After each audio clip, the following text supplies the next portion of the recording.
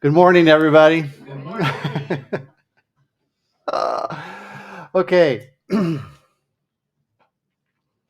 love how synchronicity works. Thank you for the selection. Perfect. Absolutely perfect. Peter McWilliams writes this: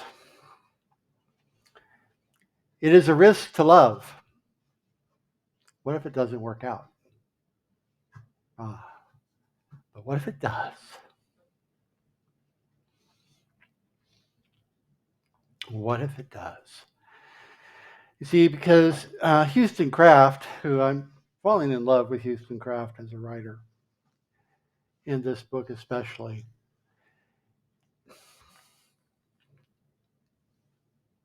because he's managed to take the idea of kindness, of deep kindness beyond opening doors and saying please and thank you, kindness beyond random acts of kindness and spreading wildflower seeds in an empty lot. He's inviting us to go deep.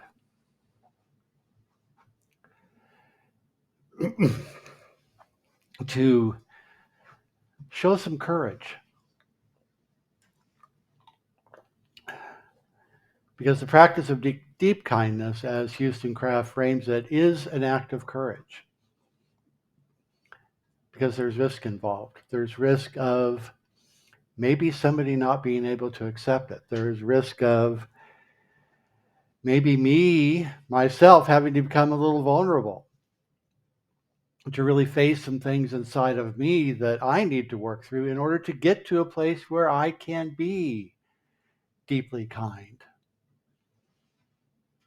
So, in the practice of deep kindness, I believe we are expressing the essence of spirit itself, the essence of divine life, as the givingness of spirit.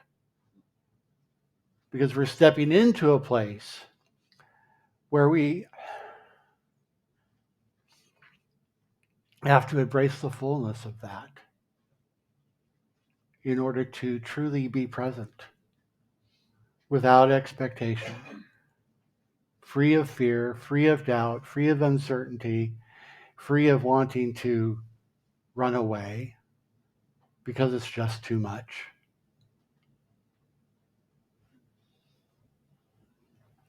How many times, and I stopped and asked myself this question this morning, how many times have I not failed, how many times have I turned away from an opportunity to practice kindness because I was simply afraid? And I had to answer a lot. Not to beat myself up, it's just simply where I was at the moment.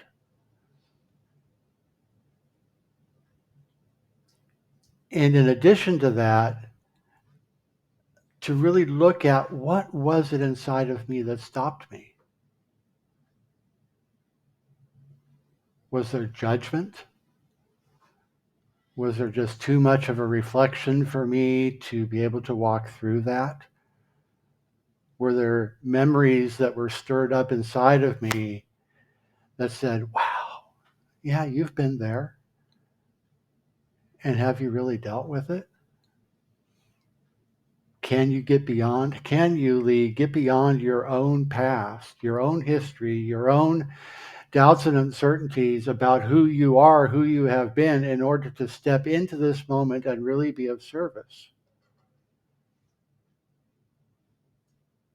And what would it take to do that?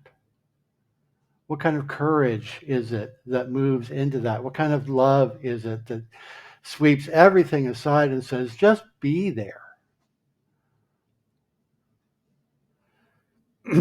Because with the practice of deep kindness, we are taking a stand, I believe, as the givingness of spirit. We will risk, we will feel, we will be ecstatic, we'll cry tears.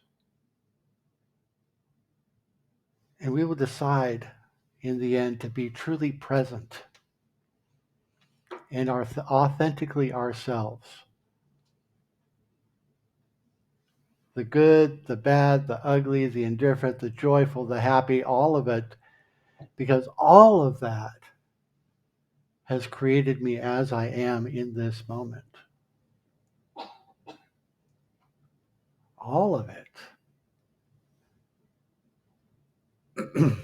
And how much of that can I accept today? How much of that can you accept today? Can you choose to bring all of who you are into a moment with somebody who is truly in need?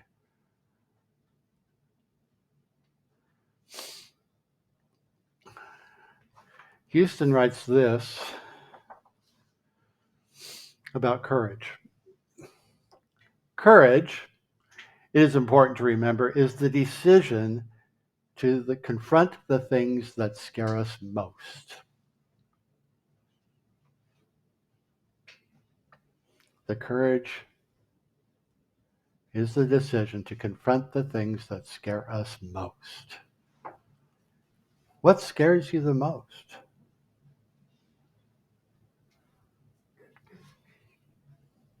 I suspect for many of us, and I'll speak for myself, but I suspect it's true for others besides me,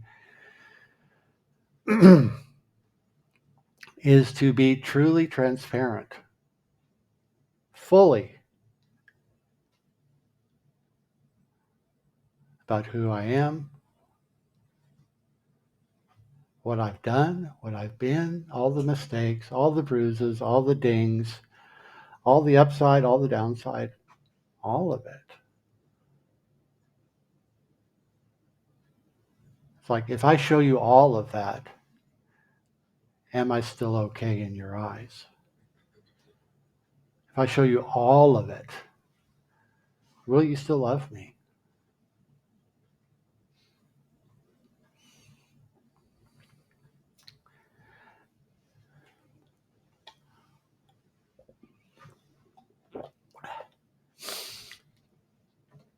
Because, yeah, I'm worth it. So are you. Every one of you here, every one of you out there watching today or watching a year, a month, a week, 2 days, whatever it is, we're all worth it. Because if I love you today, I'm loving all of that. Whether I know what it is or not, whether it's some shame-filled incident that I have been hanging on to and hiding over here, because this is mine over here. And I know I have to let it go. I need to set it free, because hanging on to it as some hidden, dark, ugly little thing doesn't serve me, doesn't serve you, doesn't allow me to really be present. Houston goes on to say more about courage. He says, courage does not destroy fear. Courage does not destroy fear. It simply gives us the freedom to choose a life less encumbered by doubt and worry. And that's what I'm talking about, with the whole shame cycle that we get into. We get to let that go so that we can move with a sense of freedom. You've heard me talk about, how many ideas, how many incidents, how many little events am I holding on to? How many events am I carrying on in my backpack on a day in, day out basis that really are just weighing me down and holding me back? That little doubt about something I did in third grade, or the bully in sixth grade, or the girl who said no when I asked her to go to the dance in high school, or the bullies or the people that picked on me who teased me about X, Y, and Z when I was in college, or that divorce, or the mistake I made at work. Am I going to hold on to that stuff forever? how long is it worth? I mean, how worth it is it to you to hang on to that stuff so that you can hold yourself back because I'm not feeling good about who I am? So I'm here to tell y'all today, you can just set it all down. Put it away. And if you need help doing it, if you want support in doing it, reach out to me, reach out to Reverend Joe, reach out to Daniel when he comes back. We're happy to help because we've walked the road. Not that I'm done. So if I was done, I wouldn't be here. Still walking the road. Some days it's easy, some days it's not so easy, but I keep walking because it's worth it. It is worth it. Fear is a shadow. Fear is a shadow that the light created. Right? Fear is a shadow that the light created. And it is dispersed from our life, dismissed from our lives by that very same light. When we decide to let it go and set the burden down. So Houston Craft goes on to say that the kind of kindness the world needs is one free from the expectations of what you get in return. Rejection or otherwise, it is the kind that can outsmart our own brain and declare that deep kindness is worthwhile.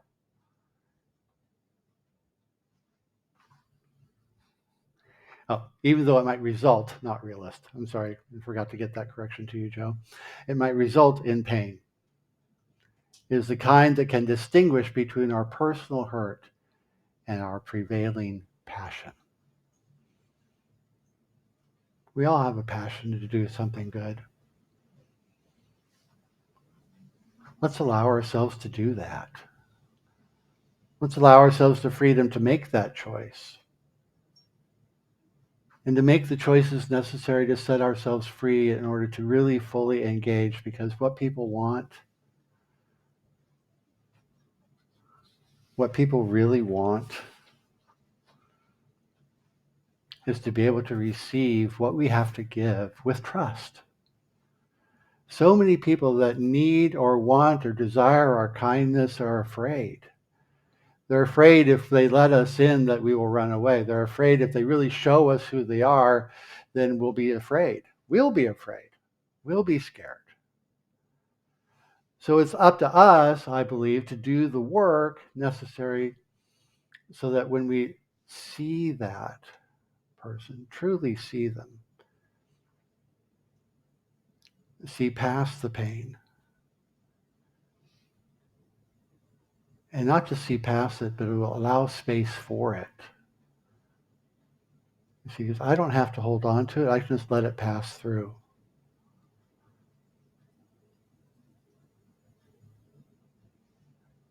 And just simply be present. Because when we allow ourselves the opportunity to be present, we're opening the door for others to be present with what's going on with themselves as well.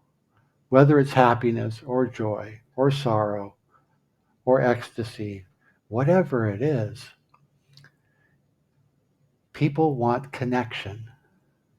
People want us to be present with them in whatever is going on. And kindness allows us the opportunity to just simply be present.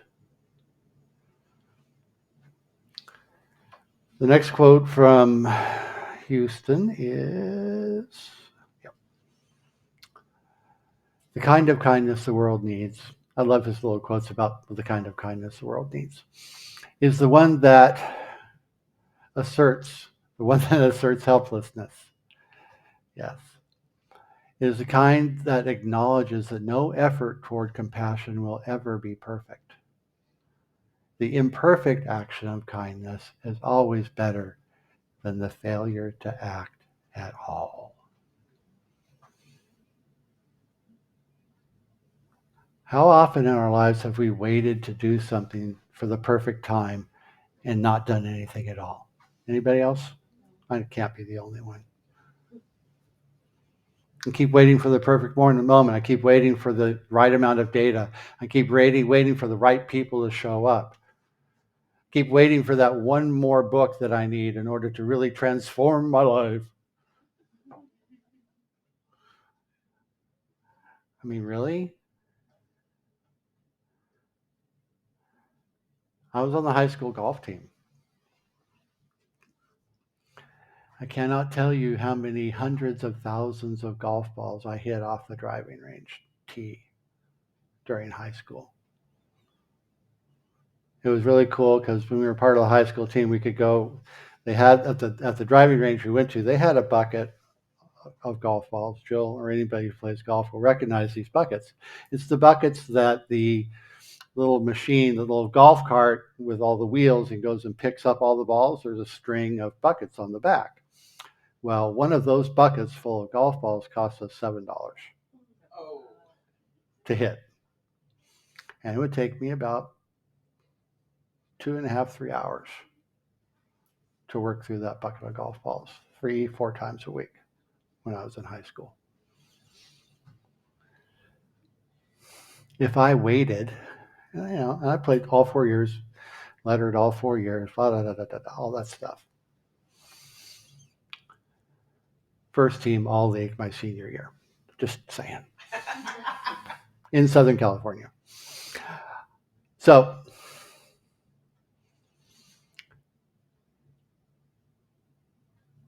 if you play golf, if you understand the game of golf, if you're waiting for perfection, don't even bother. Because the game of golf is about making adjustments. It's about being in the moment. It's about seeing things as they are and choosing accordingly. Because you can play the same course at the same time on any given day, and it's going to be different. There's a great little book. I had a copy. I can't find it. It's a great little book called Golf in the Kingdom. And it's not about golf. I'll just say that. So I'm going to give that to you to go find it. Just occurred to me. All this is to say that if we're waiting for the perfect moment, you've missed it.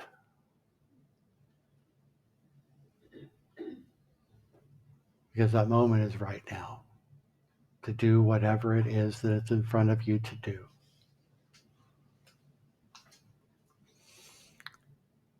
Voltaire said that perfection or perfect is the enemy of good.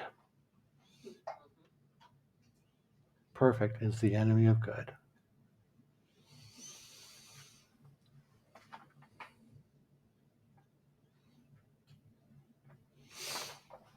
So if we're afraid of making mistakes, Houston Kraft has this to say. The kind of kindness the world needs must be decidedly bigger than the embarrassment. It takes a stand knowing that with absolute certainty that it's more convenient to sit. It's the kind that is willingly different when it is easier to be normal. And later on in that same paragraph, he says, after all, the animal that wanders far from the herd may be the only one to discover that the grass is greener where no one else is trampling it.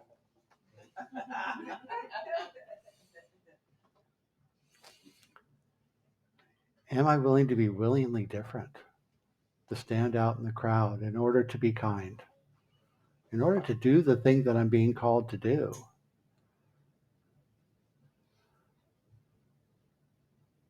To stop and hug Helga in the airport.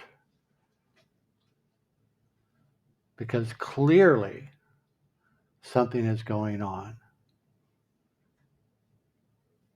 If I have noticed it, there is something for me to do. There's something for me to do, some way for me to be.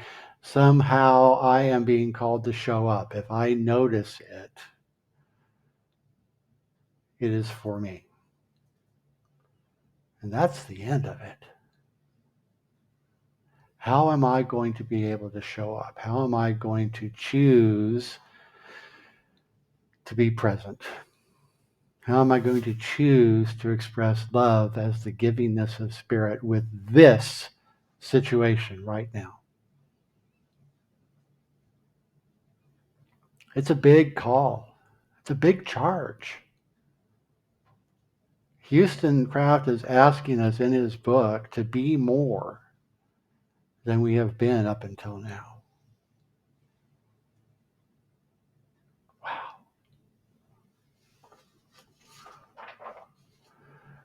The last quote from this week's reading. Deep kindness operates from the wholehearted perspective that there is not enough time for everything. But you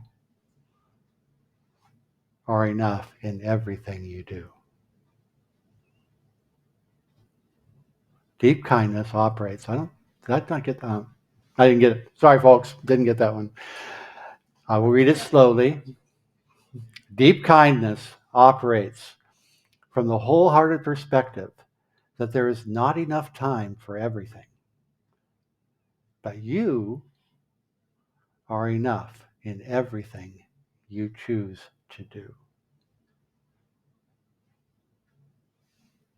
If it shows up for me to do, I am enough. Spirit will not draw or bring anything into my life without my being given the provision to bring it into being.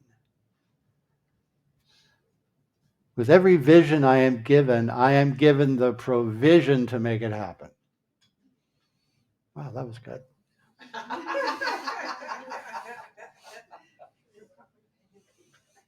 With every vision, I am giving the provision or provisions to bring that vision into being.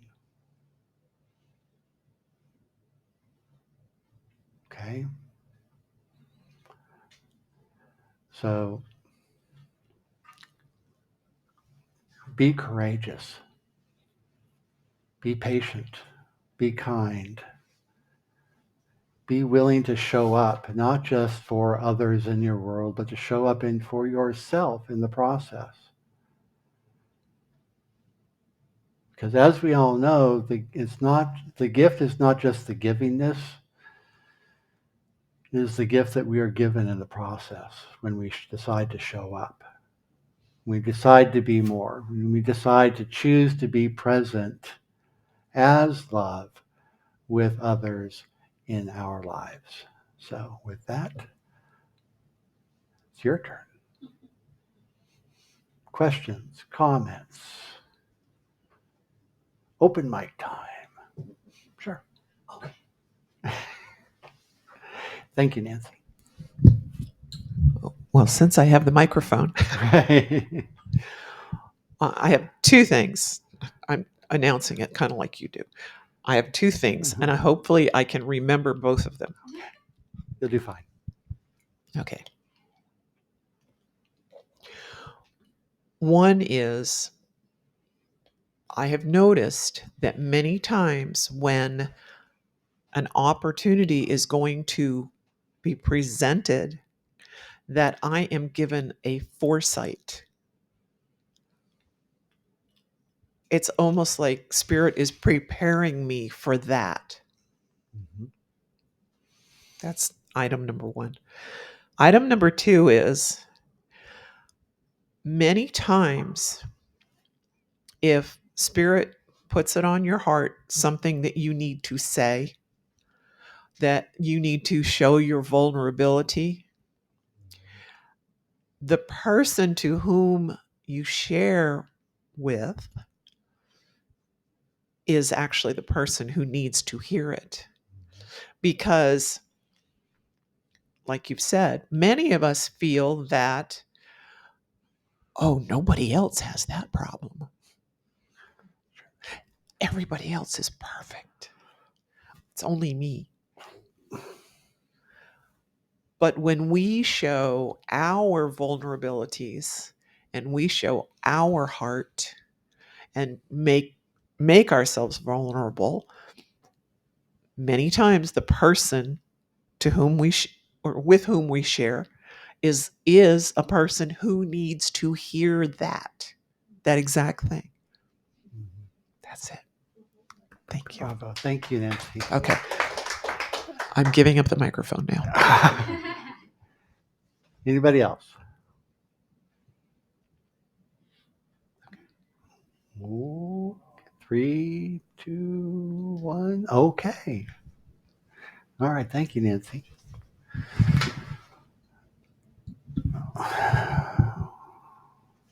Practicing the principles. Keeping it simple this week.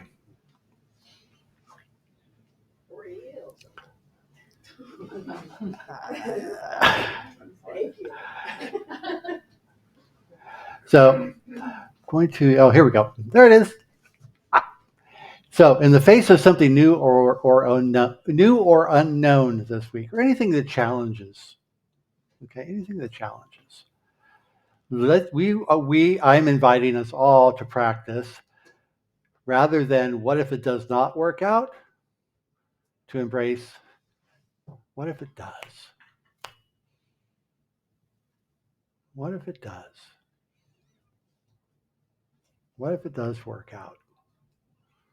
So, if we start getting into that, well, what if it doesn't work out mindset, let's flip that. Say, okay, well, what if it does? What if it does? All right, we're going to leave that right there. So let's pray.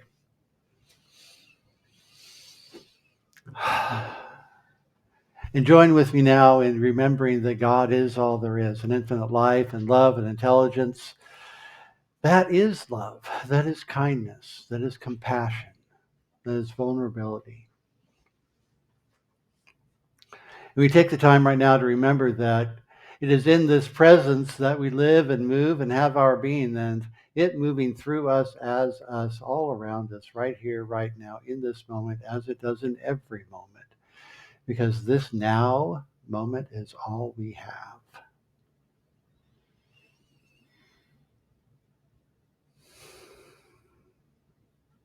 And we move into the rest of this week knowing that we are truly blessed and a blessing, each and every one of us.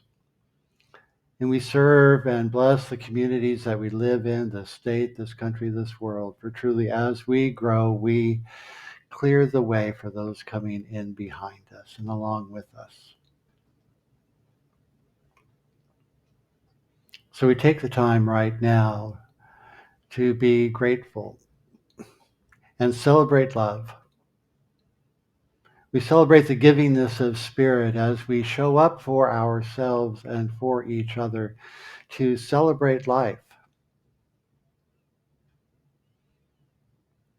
to celebrate the evolution of the divine idea of each and every one of us, to celebrate its revelation, its entry and re-entry into this life we live. We sweep aside doubt, fear, uncertainty with the light of love. And so if there is a need or desire on the hearts of anybody here in this space, anybody listening now or in the future,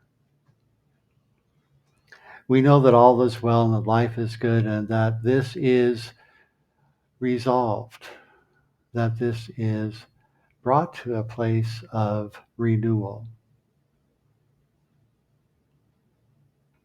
For love has already pointed the way forward.